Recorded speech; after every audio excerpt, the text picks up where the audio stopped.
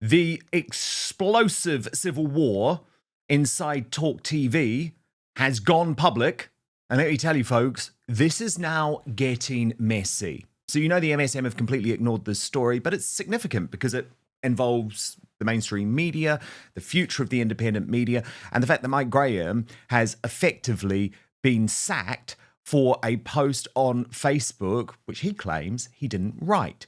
And of course, within that lineup, the person who has been boosted, and I just couldn't believe this, is a man called Mark Dolan.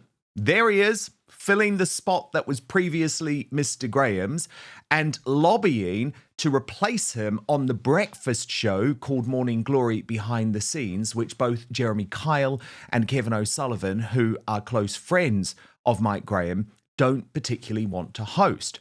But the problem is that those inside the station think that Mark Dolan is going to move the station to the, how do we put it, the mundane middle, I might say, the Tory trivia. And that was made clear last night when Mark Dolan, boasting about the fact that he was hosting Mike Graham's Friday show, posted, Adam Peaty's brother has been arrested over allegations he sent threats to the Olympian during his stag do. Swimmer Adam needed a police escort at Manchester Airport after the trip to Budapest. Full coverage tomorrow on Talk TV from 6 till 10 a.m. Kevin O'Sullivan simply posted, who? But he did so publicly. And that slapdown of Mark Dolan is said to represent the civil war behind the scenes at the station over the sacking of Mike Graham. And the viewer boycott continues. I mean, my goodness, you should see the comments when my friend Howard Cox posted the fact that he was going to be on Plank of the Week, which is going ahead with Kevin O'Sullivan, despite the fact that its audience figures have plummeted. Now, so far, only Russell Quirk.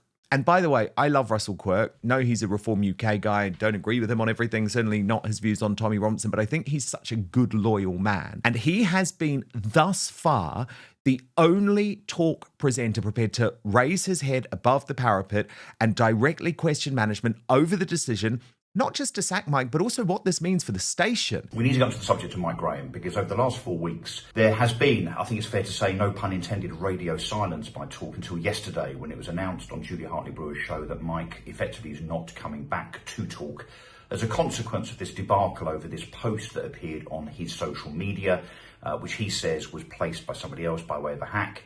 But that effectively said the following, that he had an issue with the fact that multiculturalism had not worked,